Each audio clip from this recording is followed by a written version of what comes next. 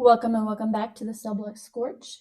This is the 6th Scorch, and I am Peixe. Alright, buckle up, inmates, because this is going to be a long episode. This is actually the first ever Scorch where a writer had to request the judge to be allowed to go over the 3,000 word limit we set.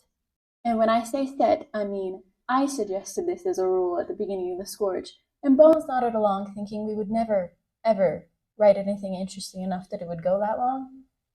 Which, joke's on Bones, because I'm at least 60% sure that Bones has written the most Scorches over the limit.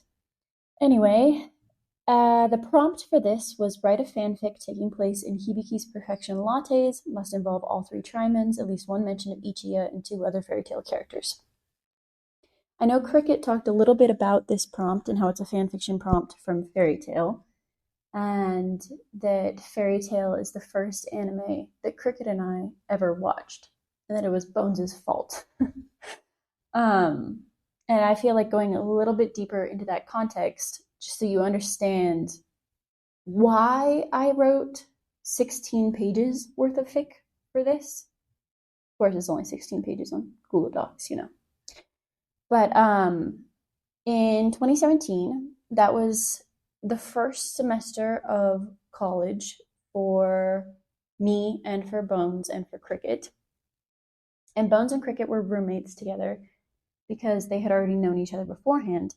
And I happened to, out of sheer luck or fate or whatever, end up in the same apartment as them in a different room, right?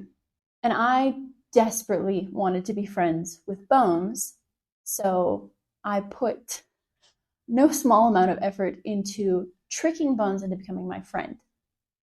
Which, looking back on that 7 years later, definitely backfired on me. But we were friends to the point where I spent virtually all of my time at home inside of their bedroom hanging out. And so we were together literally all of the time that we weren't in classes. And Bones at one point breached the topic of anime, right? And I was, a little hesitant about watching anime because of the attitudes that I had experienced towards anime and anime fans growing up in school. The anime kids were the weirdos or whatever, which is a sad and untrue stereotype, but it was what I knew. So I was a little cautious about it, but Cricket and I ended up agreeing, and Bones, being a genius, started us on Fairy Tail, which is obviously the best anime of all time, which I have now watched 4 or 5 times, which is saying a lot for the length of the anime that it is. So clearly that worked, and I've watched a lot of anime since. But Fairy Tail, always very special to me because it was my first. And we watched it curled up on Bones' bed, me and Cricket and Bones, and it was our first ever anime, and after that followed so many others. And I don't know, it feels like one of those things that really solidified the foundation of the friendship for me, I think, was being introduced into something that we could all be so passionate about. And obviously, having listened to a bunch of our Scorches by now, you know that all of us are crazy nut jobs and very enthusiastic about all kinds of things. So it was really fun to be enthusiastic about that. And with Fairy Tail, we definitely, I definitely was very overboard on becoming a fan really quick. And we would talk about all kinds of different things and like what kind of wizard would we be if we were in Fairy Tail, and how Fairy Tail definitely has every year a palanquin race. And we wrote out like all the different groups that people would use. And I don't know, it was fun. It was a lot of laughs. And so that's where the idea of Hibiki's Perfection Lattes was born. We would joke about Hibiki's last name and the Trimens. And at the point that this prompt was given, I believe we had just finished the Grand Magic Games arc together. So that was really fun. And that's why for this, I chose to make it Fairy Tail episode 204, right? There's already an episode 204, but I wanted, it's at the end of a series of little filler episodes, and I wanted to stick it in there because it would fit just perfectly, and I wanted to write it exactly as if it were a Fairy Tail episode. So that is what I have done. Oh, another note before I start. I definitely wrote this to feel like an episode, as I said. And so when I read this, I hear the characters' voices in my head. And because of that, because I'm hearing, amazing voice actors like Todd Haberkorn and Jeremy Lee and all the others, I will not be attempting to put any kinds of voices on these characters because it would feel a little disrespectful and I wouldn't like it because I know that my voice acting is terrible. I would never even approach the actual actors, so I'm not going to try.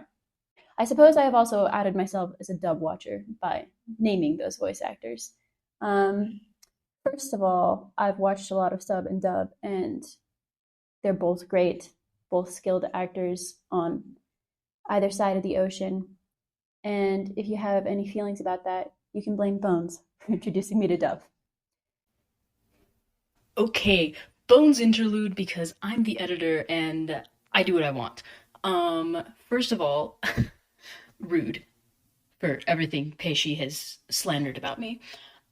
Second of all, it's all at least based in fact. Any accusations of yandere-ness have been greatly exaggerated up to this point. Nothing has happened yet.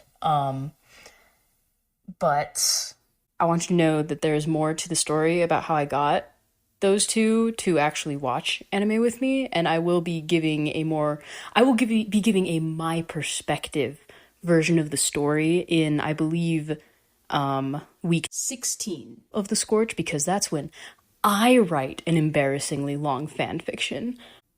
But yeah, I just wanted to make it known that this is slander, and Peixe should have just been careful what she wished for, I guess. Anyway, on with the Scorch. All right, without further ado. Fairy Tale episode 204, Triple Request. Lucy stands beside Nab in front of the job board, searching for a request that will both pay her monthly rent of 80,000 jewels and keep her friend's interest. Natsu and Happy sit at the bar, scarfing down their breakfasts and chatting with Mira Jane while they wait. Lucy's eye catches on a boldly scripted flyer and she grabs it, running to her teammates. Guys, look at this one! It's worth 1,000,000 jewels, Lucy announces, holding it up. Natsu jumps up and pumps his fist. All right, I'm all fired up now. Do we get to fight anyone? I don't know. It says that details will be disclosed upon arrival, and then there's an address located near the Blue Pegasus Guild. The job was submitted by a Mr. Vandalay Kotobuki. Hang on, why does that name sound familiar? Lucy squints her eyes, trying to remember. Who cares? Let's go. Come on, Happy. Aye, sir. You do realize we have to take a carriage, right? Natsu immediately turns around and tries to run away, but Lucy catches his scarf and he ends up running in place. She drags him along the floor despite his protests. Relax, it's only a 20-minute ride. I am never getting one of those things again, Natsu moans, falling out of the horse-drawn nightmare. The trio walks across the street and arrives at a quietly successful cafe proclaiming itself Hibiki's Perfection Lattes. Natsu pushes through the doors and leads them to the counter. Hello? We're wizards from the Fairy Tale Guild, here to answer a job request? The barista turns around, revealing himself as Hibiki Lattes, a member of the Blue Pegasus Trimens and user of archive magic. Hey, Natsu, Happy? Lucy, darling, you look ravishing as always. Hibiki? What are you doing here? Natsu scratches his head. Hibiki beams with pride. I own this place. Didn't you read the sign, Natsu? Lucy shakes her head as she pushes past him and turns to Hibiki. So if you're the owner, did you put in the job request? It says it's from Master Ichiya. He's our manager, so he wrote the job requests. Oh, of course. Are you sure you can afford to pay such a large reward? Lucy gestures to the mostly empty tables and booths. Yeah, it doesn't look like much, huh? Unlike your stunning self. He winks. But trust me, you're just here at the wrong time. Business is booming. We make bank. Actually, this cafe is where Blue Pegasus gets the funds to operate our magic bomber, Christina. If it's so popular, how come we'd never heard of it? Natsu asks, crossing his arms behind his head. Because our audience is mostly couples. And second, funny you should ask, because that's what you're here for. What's that supposed to mean? Happy asks, flying over to perch on the counter. We'd like to pay you to advertise for it. We want to reach an even larger audience. Our target group is actually Magnolia, which is why we only sent requests to the Fairy Tale Guild. Well, that and the fact that you're our friends. Sounds like an interesting goal. Do you have any data I can see? Lucy leans across the counter and begins analyzing the information Hibiki pulls up in archive. Happy floats over to a bored Natsu. They want us to get more customers, right? I have a really good idea. Catching his best friend's eye, he nods to Lucy. Natsu glances at her, then back at Happy, and flashes his signature grin. Hey, Lucy, I know what we can do. Lucy stands in front of the counter, wearing a crowd-pleaser version of the barista outfit that Virgo whipped up.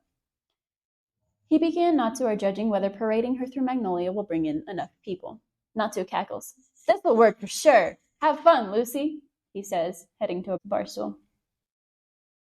Happy follows him, shaking his head. I don't know. Lucy's seduction plans don't have a great track record. Shut up, Cat! They're not even my plans! She sighs, looking to Hibiki. Whatever. Do you think this will make your shop more successful, Hibiki? Hibiki falls to his knees, kissing her hand. I've never seen anything more beautiful in my life. You glow with the radiance of 1,000 candles on the surface of the sun. I'd be absolutely honored if you would do this for me. The door opens and Ren Akatsuki, another Trimen and an air magic user, enters the cafe in preparation for their busiest shift, during which all 3 Trimens are needed to serve the customers. Assessing the situation in a glance, he walks over to Lucy and, not looking at her, gives his input. You're not as pretty as he said you were, but you should still do it. Uh-huh. Lucy rolls her eyes at Ren's tsundere, knowing full well he's devoted to a fiancé, unlike certain other people. I hate to say it, but I don't think a job solved this easily is worth 1,000,000 jewels. 1,000,000 jewels? Oh, you have our second job. We put out 3 different jobs, each worth different amounts, Hibiki explains, pointing out a minuscule 2 in the corner of the request. The second job isn't about attracting people at all. See, we've been having a bit of a problem lately. I told you we focus on couples. Some of these couples are somewhat more, how do I put this delicately, passionate than others, and they cause a lot of damage when they fight, especially the wizards. We're hiring you to stop the destruction. Just one day with some no-nonsense, powerful guild wizards maintaining order should remind our customers to be a little more calm in the future. You want us to stop destruction? Are you crazy? You should know better than to give that request to Fairy Tale. Natsu and I can't help you. Aw, how am I ever going to pay my rent now? Lucy drops into the stool next to Natsu and rests her head on her hand, the picture of misery, then perks up suddenly. Wait, you said there were 3 jobs, right? What's the last one? And how much does it pay? The last one is the most important, so it's worth the most. 10,000,000 jewels.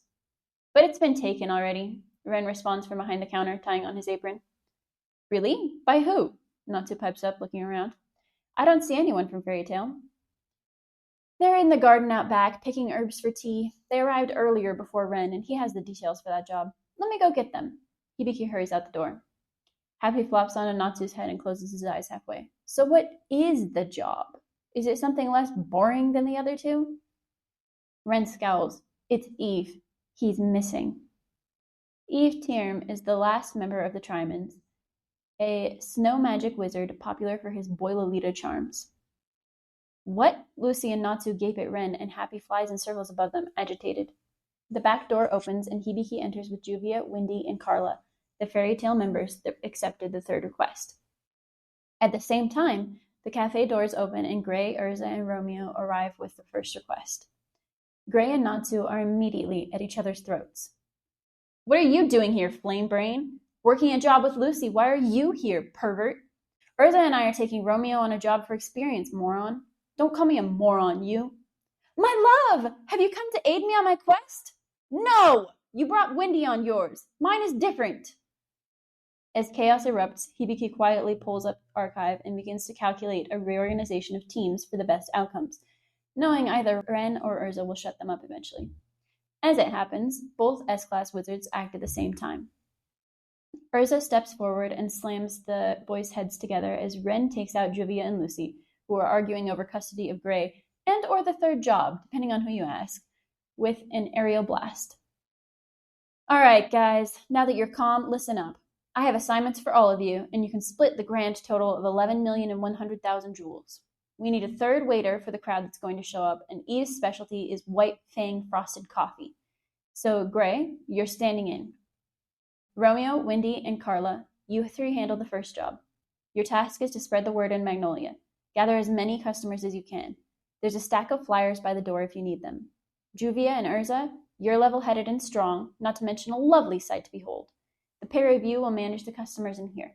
Keep the peace and don't let anyone get out of hand. That leaves Natsu, Lucy, and Happy to find Eve.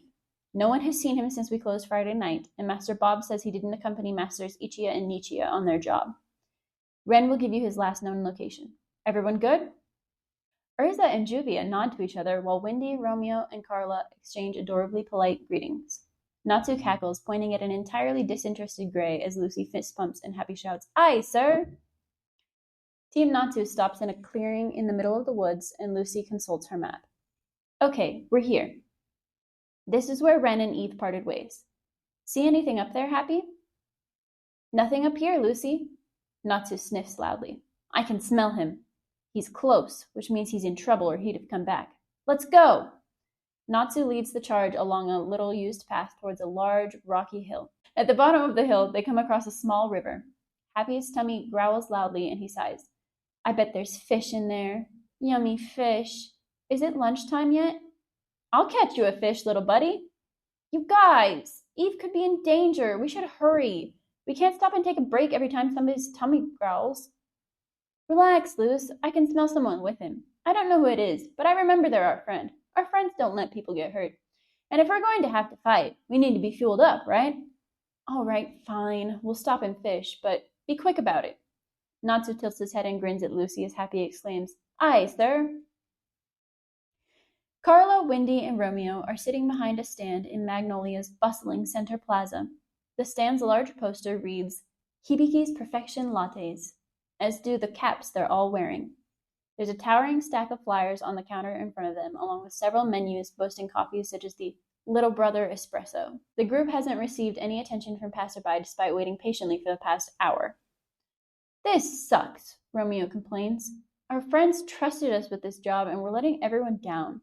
I bet Natsu and the rest of the team are working hard to represent our guild. Well, child, if you're worried that everyone else is working harder than you are, the solution is simple, isn't it? All we've really done is set up this stand. I'm sure there's more we could do. You're right, Carla. What do you think, Wendy? Yeah, I guess if we want people to have these flyers, we can give them out instead of waiting for them to be taken. Great idea. What's the fastest way to pass them to everyone? I suppose I could fly them up and drop them. Carla takes a few flyers in her arms, soars above the populace, and tosses them. They puff a tiny bit away from her, but the breeze doesn't distribute them any farther. She returns to the stand, disappointed. Well, those didn't spread very far at all. I know! Take me up and I'll throw the flyers, then push them away with my sky magic. Carla lifts Wendy and she carries a much larger stack up. When they're high above the city, Wendy releases the papers with a loud cry. Sky Dragon, roar! Her blast of wind sends the papers far and wide. She and Carla return for her flyers and repeat the process until every last one has been scattered throughout Magnolia. Nice work, you guys! Do you want to take the menus too? No, child, we don't have as many of those. Let's save them for people who come talk to us. Good point, Carla. But how will people know where we are? Our stand is pretty plain compared to most of the other ones. Wendy waves an arm at the square, which is filled with colorful booths and throngs of people, many of whom are curiously studying Hibiki's flyers. It doesn't look like they've noticed us. I can help with that. Romeo generates tall pillars of multicolored flame and swirls them around in front of the stand. I can't keep this up for very long. I'll support you. I call upon thee, the stalwart might, to cleave the heavens. Arms! Wow, I can feel my magic power getting stronger. Thanks, Wendy. Romeo's pretty columns of fire attract a crowd, and the three fairy tale wizards promote the Trimens Cafe, passing out menus to future customers. Natsu and Happy have finished their impromptu meal and are arguing over whose responsibility it is to clean up their little campsite. Lucy is worried about Eve, so she ignores their pointless bickering and runs ahead. As she crests the hill, she can hear voices coming from the valley below, so she sneaks along a rocky outcropping until, peeking through a bush on the edge, she can see the speakers. Eve and Melody. What are they doing together? Eve looks like he's fine, but this explains why he didn't tell anyone where he was. If he's caught hanging out with the co-founder of a known dark guild, Blue Pegasus could get in serious trouble with the Magic Council. I wonder why they're Natsu and Happy come rushing up the hill, and Lucy opens her mouth to warn them about the edge, but she's too late. Natsu slams into her, pushing them over. They roll forward down the hillside until they crash at the bottom, right in between Eve and Meldy. Meanwhile, in the cafe, it's clear that Hibiki wasn't lying. The place is packed with couples. Hibiki, Ren, and Gray drift through the room, waiting tables. In one corner, Sherry and Jenny sit together, discussing fashion as they keep an eye on their men. At another table, Bacchus and Kana glare at each other, shamelessly pouring large quantities of alcohol into their Holy Night cappuccinos. Nearby, Yukino covers a laugh, and Sting proffers his trademark smirk. Kinana enters and sits at a table in Gray's section. He's surprised to see her, but he walks over and asks for her order. Just my usual, she smiles up at him. Oh, do you come here often? Gray looks at the door to see if her date has come in yet. Yeah, I like to sit by myself and talk through my day out loud. It smells so nice in here. Okay. Ren cuts in, saving the situation. Sorry, Kinana. Gray doesn't know the usual orders. I'll take care of it, sweetheart. He turns to go, but Gray hasn't moved. He's standing there wearing a befuddled expression. Ren grabs his arm, drags him a little bit away, and murmurs, This building happens to be rather close to a high-security prison. Don't worry about it, before continuing on his way. On the other side of the room, Hibiki approaches Lattes and Freed's table. 100 Knights Lattes, boys? Lattes nods. She did it again, dragged the entire Thunder Legion on her date to cover the fact that it's a date. Hibiki shakes his head sympathetically. Glancing at Freed's enraptured face, he has to fight a smirk. Bixlow ditched again? Guy bails every frickin' time. No idea what he does all by himself. Guess I might as well honor his presence anyway. Smirking across the room, he raises his voice. Hey, Elfman! You having fun with our fairy? Over in the corner booth, Ever's head whips up. Shut up! She shrieks, jumping out of her seat and grabbing a chair to throw. Luckily, Juvie is a very capable peacekeeper. Waterlock! Evergreen, you need to calm down. This is the third time I've had to immobilize her in the past 10 minutes. It's obvious she's not my rival. Juvie releases the disgruntled fairy princess and scans the room, looking for her love. She spots him working on a frosted coffee, glimpses his shirtless chest, and completely loses herself to her observation of the real-life fantasy that is Grey Fullbuster. Ice make crystals. There you go, Lazana? What are you doing here? Shh, you'll blow my cover, she whispers back. Gray looks over and sees that her tablemate is none other than Rogue, Sabretooth's shadow dragon slayer. He freaks out, yelping, What? Rogue breaks his concentration on Sting's table to glare at Gray. It isn't like that. I only come here so I have Sting's back if he needs me. He doesn't know that, so I sit with Lazana. She pretends to be my date, so Big Brother Elf doesn't notice her spying on him. If you're finished with her coffee, you can leave. He bites out. Gray scurries away, mildly disturbed. The cafe door opens and Team Shadow Gear walks in. Oh, hey, Levy, what's up? Hi, Gray. We just finished a job and we've heard a lot about the Silent Night mochas, so we came to check it out. There's a great atmosphere in here. Yeah, I guess.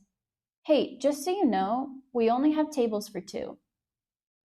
Jet and Joy start fighting over the seat with Levy. She shakes her head at their antics and finds an empty table by the window, pulling out a book to read.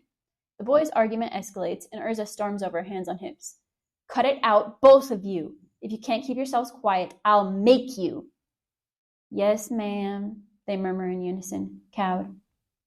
And if either of you had been paying attention, you would have noticed that the seat at Levy's table is already occupied. Horrified, they turn their heads and see Gaggio sprawled across from her, arm across the back of the chair, sporting a bored expression as he gazes out the window. Jet and Joy experience jaw-dropping color failure, Jet managing to croak out, When did that happen? He came in shortly after your group. Lily chose to sit on that windowsill, and Gaggio followed him to Levy's table. Now, some might consider this a natural consequence of your squabbling punishment enough, but I am being paid to stop commotions, and how about I buy you cake to make it up to you? Joy interrupts desperately. They have cake? Yeah, it's strawberry. Urza draws a sword and points it at the pair. You will buy me strawberry cake. Ow! Lucy grunts from beneath Natsu. He pulls her up with him, muttering a quick apology. He looks back and forth between Meldy and Eve, who begin to blush bright red. Hibiki and Ren sent us to find you, Eve. How could you let your friends worry like that? And you're with Urza's friend Jalal, aren't you? What are the two of you doing out here? Why are your faces red? Melody stares wide-eyed at Natsu. Yeah, I'm Jalal's friend. We're in Crime Sorcier together. We're out here because I'm attacking him. Yeah, I'm red with anger. I'm a guilty race. Eve throws himself backward to avoid the sudden spell, and Melody sprints away. Don't worry, Eve. We'll catch her. Natsu calls over his shoulder as he and Lucy give chase. Listen, Natsu, she uses lost magic, so we'll have to be careful. I'll trap her, then you come from above. Got it? Yeah, I'm all fired up now. Lucy runs as fast as she can, overtaking Melody. She spins, whipping out a zodiac key. Open! Gate of the Scorpion! Scorpio! Wicked! Sand wall! Effectively cut off, Melody turns to try running the other direction. Open! Gate of the Ram! Aries! Sorry! Aries cries, arriving in a wool wall. Trapped, Melody looks up just in time to see Happy drop Natsu.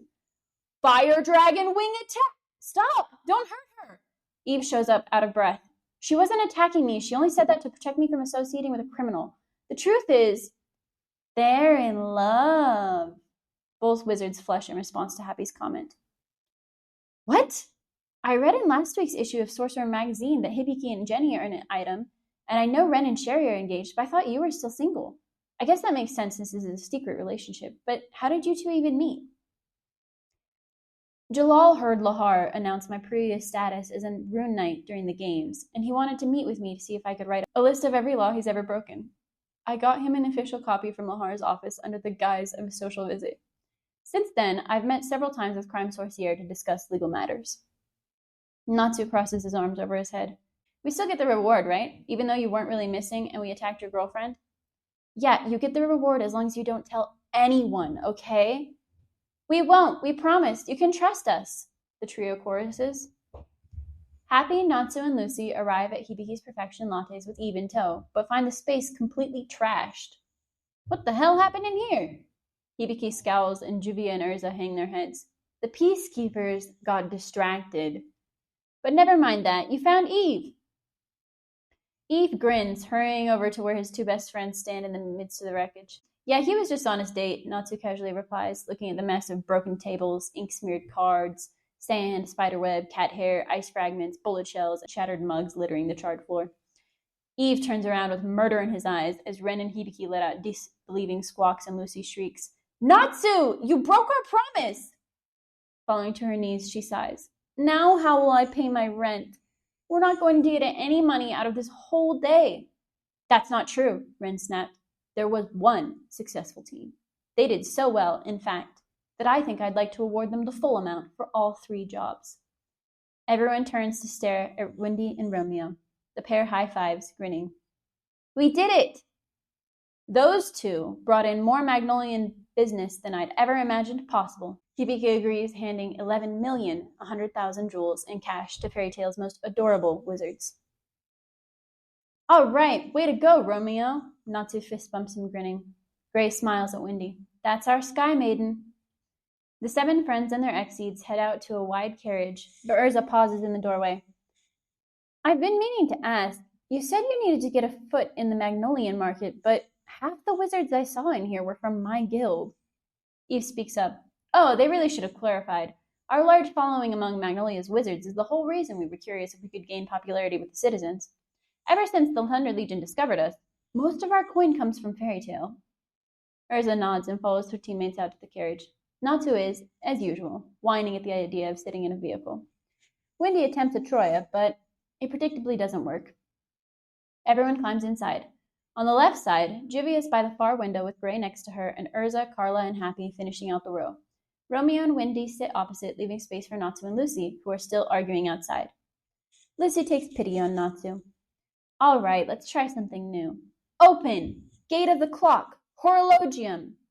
Maybe the motion sickness won't affect you so much if a friend is carrying you. Once Natsu is situated, Lucy climbs into the carriage next to Wendy. Horologium follows, holding Natsu. The door closes as the giant clock sits next to Lucy, and he begins narrating Natsu. This is so awesome. I don't feel sick at all. Best idea ever, Lucy, he shouts with delight. The carriage begins moving forward with a lurch. It didn't work. Why does this always happen to me? He groans in despair. Cheerful laughter rings out as the carriage brings its precious cargo home.